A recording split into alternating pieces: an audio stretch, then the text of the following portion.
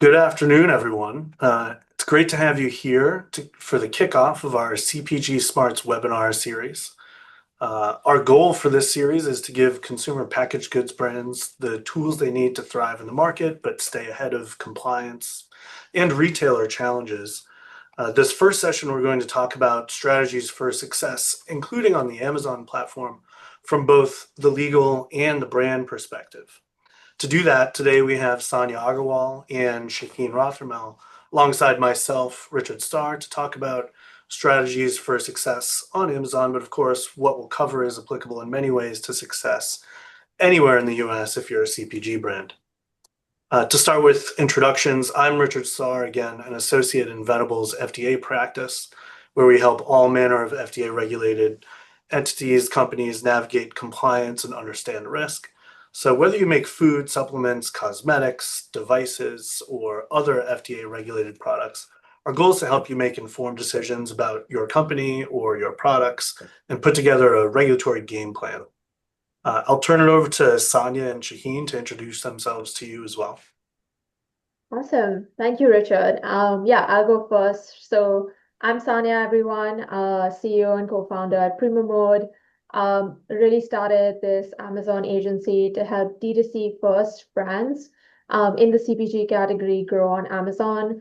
Having spent my early career working across Amazon aggregators and holding companies of D2C brands, really saw the impact and potential that Amazon can have if utilized correctly to a business, and realized the skill was really niche to double down on. So decided to start this company with backing from Barrel Holdings, which is a bigger agency group. Typically today, brands come to us when they either want to chase after really aggressive goals, they're building internal strong teams within, so want to outsource Amazon management, or try to focus on new product development so we can really help support their growth. Our focus is really to helping them solve those challenges into real scalable and profitable results on Amazon.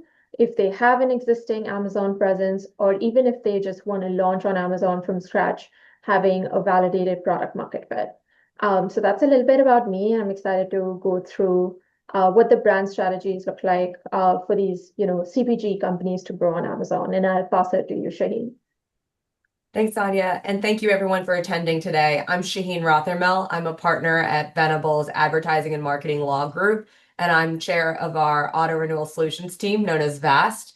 I work with companies of all sizes, companies that are just starting out, and companies that are very large, Fortune 50 companies that are selling on all different channels, but definitely focusing a lot on the direct to consumer as well as Amazon, since that is a large channel for a lot of companies, and helping them with their claims and their advertising, what they're saying, but also with ensuring that when things go sideways on the platform, helping them get back up, and also with competitor challenges. If somebody's competitor is doing something that our client believes is unfair, giving them an unfair competitive advantage, helping the client strategize ways to level the playing field, whether that's through legal action, the National Advertising Division, or working specifically with the platform to address any types of issues. Thank you again, everyone, for being here. Yeah, thank you both. And to get started here, we're going to flip over to sort of menu of questions here for today, which I think will shape our discussion. As part of this webinar series, and of course, beginning with this one, our goal is to minimize the presentation, the slide deck view, and have a conversation amongst one another by being guided with some of these questions. And so, Saniya, if you don't mind, I'll start off kicking one of these questions to you, if you don't mind. In your career, how have you seen brands embrace online retailers like Amazon or even others more and more over the years? And how has that shifted one's channel sales strategy? Yeah, definitely. I mean, over the years, Amazon has just constantly been positively embraced by any and all different kinds of brands at multiple different stages. I think there was a time where Amazon was viewed hesitantly because, brands were worried about them stealing their sales, it not being profitable, it being expensive, but then slowly realizing that if they weren't owning that sale or owning the platform to make their sales. Someone else was going to come in and take over that. So when brands slowly started to realize that, I think in between like 2015 to 2020, we saw a lot of brands slowly starting to launch. And then when the COVID wave hit, I think that was like, the nail in the dot where brands decided that we need to have a very stringent online way of selling. And we saw a huge influx of brands, between those 2 to 3 years of COVID. Everyone really realized that they need to have an omni-channel strategy versus just focusing on their D2C or just focusing on retail. So huge positive embracement of Amazon over the years that I've definitely seen. And when it comes to channel strategy, right, like in 2025, Amazon is a huge channel for brands, but brands also need to look at, the other channels that support Amazon, what they do in D2C, what they do in brick and mortar retail stores, what they do in TikTok, or Walmart, Target, all of that has a flywheel and positive effect on Amazon. So you want to make sure that you're showing up on the right way because you can be in Target, look up the reviews of a new product that you explored and decide to purchase on Amazon. So that's the power that it holds. And especially in the health and beauty category, even traditional legacy brands have most recently launched on Amazon. I think Estee Lauder was a big one that launched, I think, a year back or 2 years back, which, really gave a positive momentum to some of the more emerging brands that were rethinking Amazon. So definitely, positive embracement there. And with that, there's growth challenges, but also growth wins that come. And a big focus for brands when they're growing on Amazon is advertising and what that strategy looks like. And I know we're going to talk more about that, but Shahin, I know you mentioned a little bit about, claims and what those advertising complexities look like. So to maybe pick one of the questions in the bracket here, what do you think are, the advertising compliance challenges while managing this kind of growth that Amazon is able to give these brands? Sure. The first thing is that companies that are not just on Amazon, but are also through other channels. What they need to think about is making sure that their advertising message is consistent and consistently compliant. And by that, I mean, when you're looking at whether or not an advertising claim or marketing messaging or channeling is compliant, you look at the overall net impression of the consumer and the consumer journey. So sometimes we have companies that might not necessarily sell on their own website, say direct to Amazon, or they have different types of ad campaigns that direct to Amazon. Making sure that your claims on Amazon are substantiated, they're not deceptive, that they comply with the overall message. One of the things that I'll see, for example, is I'll see a claim that's on a website that says maybe we have 25% of efficacy at cleaning something, but then on Amazon it says 23%, or there's some sort of difference in numbers. And those are the types of things that competitors will pick up on, whether or not those claims are the same. The other area of compliance that I've seen be very difficult with companies is when you're managing the types of words and keywords that you can use on your Amazon listing. A lot of times you're very limited in characters and you want to provide a certain message. And when we're looking at claims relating to health or beauty or efficacy, sometimes you don't have as much space to really qualify a claim. So if you want to say something is clinically studied or studied for something, and then you've just put the words clinically studied, and then a couple bullets down, you have something else, then it's really easy for challengers like class action plaintiffs, regulators, and competitors to take that out of context. That's one of the big things I think on the legal side. When it comes to compliance generally, Amazon as a platform, as with many other platforms, I'm thinking about Google these days and their misrepresentation policy, but Amazon has its own standards. And it has standards about what you need to do. It has standards for, let's say, dietary supplements. It has standards for all different types of things related to advertising. And what Amazon will do is it does enforce those standards. It does so of its own volition. It has people and tools out there making sure that people are complying with those standards. And I'll tell you from my own experience, I've had clients say that their competitors aren't complying with the advertising standards because they're doing something wrong, they're over reporting something, their testing doesn't support what their claims are. And then we'll contact Amazon, and Amazon will delist companies for those reasons. And so it's both sides, right? Our clients have at risk of being delisted, and if one of their competitors are doing something wrong, it's a very powerful way. So if any of the listeners out here are seeing that in their competitors, feel free to reach out. That is something that we can help with, but also take a look at your own Amazon page because you don't want to be sitting in a glass house.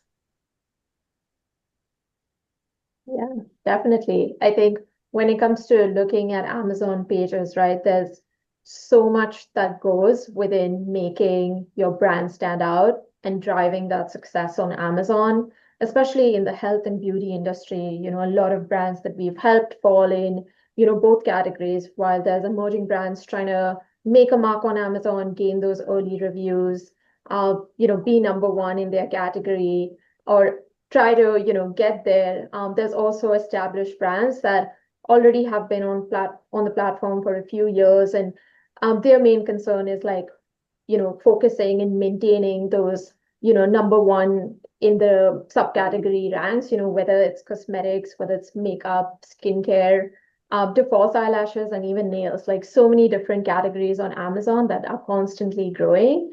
And in terms of what it really makes them to be successful is making sure you're looking at all the levels on Amazon, right? So we touched a little bit about compliance, is like making sure that if you created a velocity of $1 million per month or even more, how do you make sure you don't get delisted? But then when you are listed, how are you collaborating all your different levels of growth, whether it's, P&L management, making sure at the end of the day, you're staying profitable with, the KPIs that you're working towards. Your unit economics are one thing that apply across the brand, but then Amazon has its own costs. So how are you taking into account those FBA fees? What your storage costs look like. It all comes down to how heavy your product is, what the dimensions are. So making sure you're always calculating that to really realize what that advertising room looks like, to then have a goal of like, okay, we want to fall under, the 20 to 25% EBITDA margin. How much can we really go invest? So it really comes down with a top-down approach of looking at your P&L strategy and then focusing on the keyword elements, what's really working on Amazon, but making sure you're not making, outrageous claims as well. So then your competitors or, FDA comes after you. So focusing on your SEO and keyword strategy through competitive research. I think another layer of that is, making sure you're utilizing all the tools that Amazon is offering these days. I was just at Amazon Accelerate like 2 weeks back in Seattle, and there's a massive set of tools that have been released that brands can start using right inside the portal, to really come to know, how the category insights, which were previously you had to have a bunch of different tools to analyze. So making sure you're staying on top of that game, versus, making sure you have advertising efficiency. What are those ROAS goals looking like? How's that working with the entire objective? So making sure all of those three layers, whether it's P&L, SEO, advertising, staying in stock, that's the number one rule, right? We don't want to lose stock, lose the rank, and then spend millions of dollars to get back that rank again. So how all of these functions work together is super important for the brand to succeed on Amazon. Yeah. And I think like when brands are trying to make a mark, I've definitely heard stories along the lines of, uh, you know, products getting delisted or, claims that they made. So Richard, I'm curious, like anything you've seen on the FDA side, challenges there. Well, on the FDA side, there's a lot going on right now. FDA has been on a roll of considering all kinds of changes to its program, even the GRAS self-affirmation, taking action against specific food chemical ingredients, including artificial dyes. They've toyed with the idea of this prioritization scheme to review existing chemical marketed chemical substances. There's changes on the horizon regarding what's considered healthy or what's considered ultra-processed food.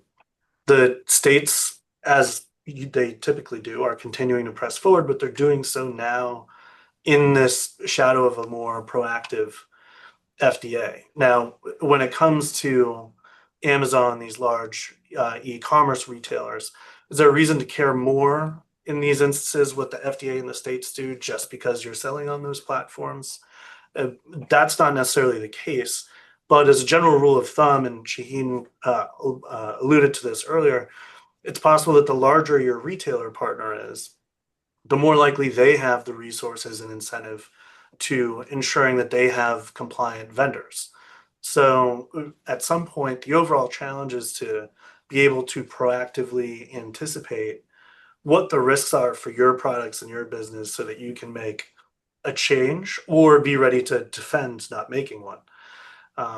For FDA specifically, you have to consider the source of the risk and how you measure it. I always talk all the time about risk. It's just like in toxicology, risk equals hazard times exposure. And for a CPG brand, that means your risk is how what the level of non-compliance is of the individual issue of non-compliance versus how exposed you are to competitors and regulators, and in this case, retailers.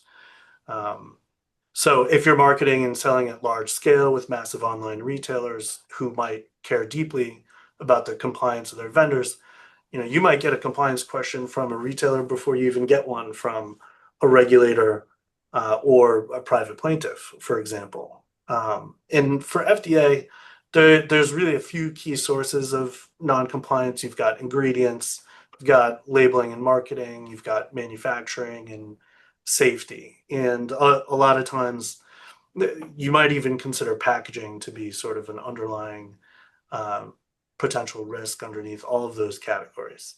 Um, but those are all things that I always advise that whether you're selling food, supplements, cosmetics, devices, anything at large scale at these retailers, these are the key areas where you really need to pay attention to. Make sure that you're staying compliant.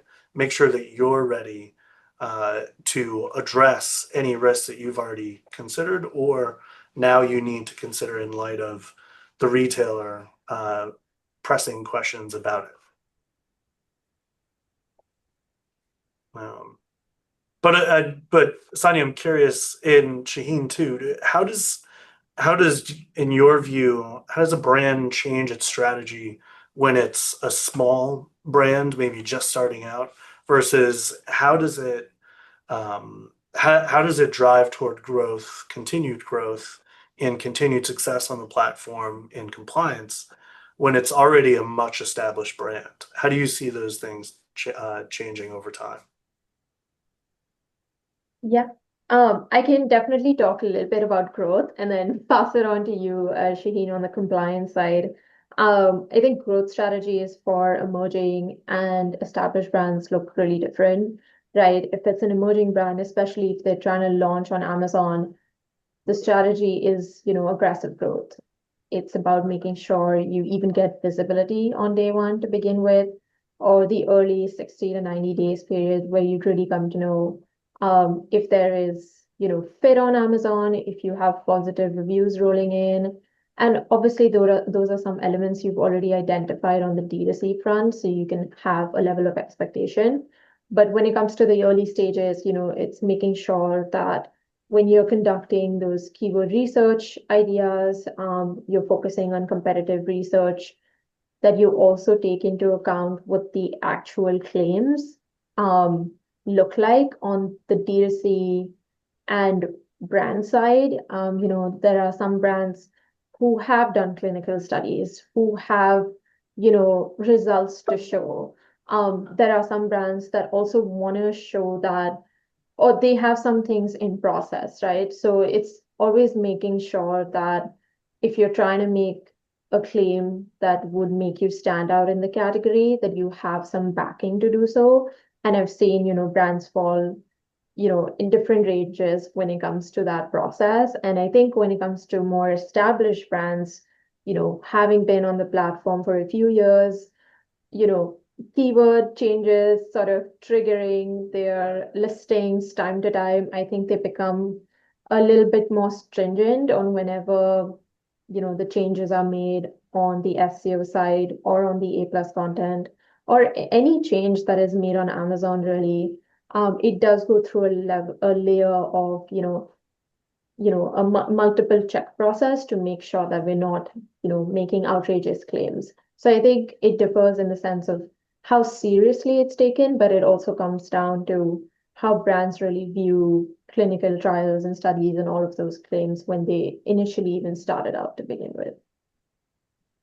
That's right. And one of the things that we think about too when we're looking at early stage companies versus established brands is it's exactly what you said, Saniya, is that the strategy changes a little bit, right? With velocity. When you're an early stage company, you want to gain that velocity, you need to gain those sales. And so your claims might reflect that. A lot of times, just for lack of a better way to say this, a lot of times early stage companies aren't necessarily as sophisticated in terms of what they are permitted and not permitted to say. And so a lot of times, just by the nature of circumstances, we find that early stage companies tend to be more aggressive in their claims, more aggressive in their brand strategy on Amazon. And that can come with its own risks as well. But a lot of times companies will bet on the fact that, the smaller I am, the less exposure I have, the fewer eyes will be on me. And that means the fewer that the eyes of regulators and plaintiffs will be on me. On the other hand, and that just comes with risk. You're rolling the dice and hoping that as you get large enough, then you'll start pulling back because you know that you are, as you get bigger, going to have a target on your back because everybody's sort of chasing the number one or the top players. The other thing, though, that once you do become an established brand, in addition to having that consideration that risk profile might need to be adjusted for the fact that you're going to have more exposure by merit of being number one or top 10 or whatever it is also being mindful of potential knockoffs, right? Amazon is pretty rife with companies that either are selling products that are true counterfeits, or companies that might buy in bulk from your website, or pretend to be a reseller or be reseller for a while, and then you terminate them. And then those companies go onto Amazon and sell the product and undercut you on price. Putting aside sort of Amazon's pricing policy, because that's another conversation for another day, but that is something that can cause larger companies a lot of heartache, where they've done all these things to try to grow their brand. They've spent money on marketing, ROI, and their supply chain, and now you have people coming in and undercutting them. And a lot of times clients will come to us and say, well, what do we do about these copycats? What can we do? And in some instances, there are things that we can do. If somebody, for example, has purchased a bunch of product on bulk from the client as a reseller, and they signed a reseller agreement saying you're not allowed to resell unless it's in certain channels, or you're allowed to resell as long as you're authorized, then we might have a hook to say, okay, you're not allowed to resell because we've terminated you. And this, as Richard was saying, is really big on the FDA regulated product space, because FDA has very specific regulations surrounding things that people ingest, things that people put on their body for very clear reasons, that they don't want these things sitting in warehouses filled with bugs in 110-degree heat in the summer, then being sold to consumers. And so that's sort of the theory that a lot of times we'll take when we are trying to terminate resellers and prevent them from selling on Amazon.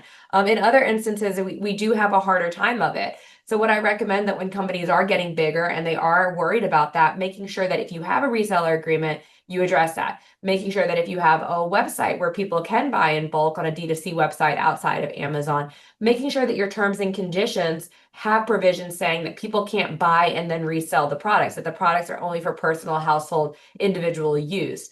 And then making sure then that people agree to those terms and conditions. So all the sort of things to think about as you do get bigger on Amazon. So I'm curious, actually, for both of you, do you see there? I know the traditional view is that the smaller you are, the less exposure you have, and as the brand grows, perhaps you become more conservative with your risk profile with respect to compliance issues or whatever it may be. But is there anything about being on a really, really large e-commerce platform like Amazon that has, number one, really high standards for just getting on the platform, and two, really high visibility just by virtue of being there, such that you're really, even if you are a small brand, you're playing in a space that's larger than may have been in the 90s or the early 2000s, simply because of the access that people now have to all this information over the internet. All the times, all the time we get notifications all the time about some improper nutrient content claim, saying something that's high in vitamin C, for example, when it only has 5% daily value, or perhaps listing the wrong amount of an ingredient in a nutrition or supplement facts panel. Or perhaps noticing that there's something going on with the manufacturing facility, the supply chain is off in some manner, and it causes an issue with the safety of the product or the efficacy of the product in such a way that the retailer knows immediately. Do you find there to be any validity to that notion that perhaps the bottom end has come up a little bit in terms of exposure? Yeah, I think when it comes to certain categories on Amazon, most recently weight loss, supplements, sexual wellness, I think those categories have a very stringent eye on when brands are trying to, grow on Amazon, certain keywords sort of get triggered. Things like, claims that you make around like antibacterial, and certain things like that, they don't stick on Amazon. And that's just an automatic process. In worst instances, I've seen, products get delisted for like 1 or 2 days. 1 or 2 day impact for a brand that has already been on Amazon can be very huge. It can be 100K of sales just like wiped out on a hero product if you do go ahead and make that change. So just being a little bit aware and on track of things on a monthly, weekly basis on any new rules that Amazon has is always helpful. So you can avoid making these changes, even if you are like on a strategy basis conducting like an A/B test on your titles and bullet points. Just being aware of that can like help avoid that instance. And then for other categories, things just get like triggered on the system. So while you're making a change, you'll be notified that, this is not permitted, and then you can make a reversible change there. So I guess some are reversible and some may lead to really, loss-making outcomes. Well, and I know we're got 2 minutes left here. I'll move us uh, to the last slide here so we can sort of summarize what we've been talking about and the importance here. Um, we've talked a lot about how Amazon is and these e-commerce brands have opened up new omni-channel strategies. There's important things like what kind of terms you use in your marketing, and that affects what level of compliance you're at. So, Sani, I'll let you summarize from your point of view. Yeah, no, yeah, I'll definitely try to keep it concise because I know our aim is to be 30 minutes, but to just sum it up, Amazon at the end of the day should be viewed as an omni-channel growth strategy. For a brand to succeed in 2025, you need to make sure that you're available where your customer is. So drawing out what your target demographic and customer profile looks like at the end of the day is going to be helpful to drive those outcomes. So looking at Amazon as an omni-channel strategy. Other than that, making sure all your levels within Amazon operations are integrated. So whether that's marketing, SEO, P&L optimization, ad efficiency, all of that is running together. I think we're seeing the previous slide, by the way. If you just click next. Okay, cool. Yes. So making sure all of those, aspects of Amazon are integrated together. When it comes to defining success on Amazon, you can be chasing the wrong metrics at times, and that is you think you're, being profitable and successful, but that might not be the case. So looking at metrics such as contribution margin on Amazon, taking into account your fees after, or taking into account your profits after FBA fees, after your, gross margin, That's going to give you the real look on what it takes to run a brand on Amazon. And then when it comes to ad efficiency metrics, there's so many metrics thrown out there. ROAS is one that you're tracking at a campaign level, but at the end of the day, if you want to evaluate your brand, you should be tracking your TACOs, which is total advertising cost of sales, which takes into account organic versus paid split as well. You need to look at conversion rate, like how are you benchmarking against your competitors? Does there need to be something done on the content strategy? Are you missing on the SEO front? So tracking all these metrics and the variability and the seasonality of your product as well is going to keep you ahead. And then last but not the least, at the end of the day, whether you're in the food category or health and wellness, personal care, beauty, all of these are replenishable products, and we always want to build a very sustainable business. And Amazon has made changes in that, with the subscribe and save program, with releasing dashboards to track your long-term value of the product.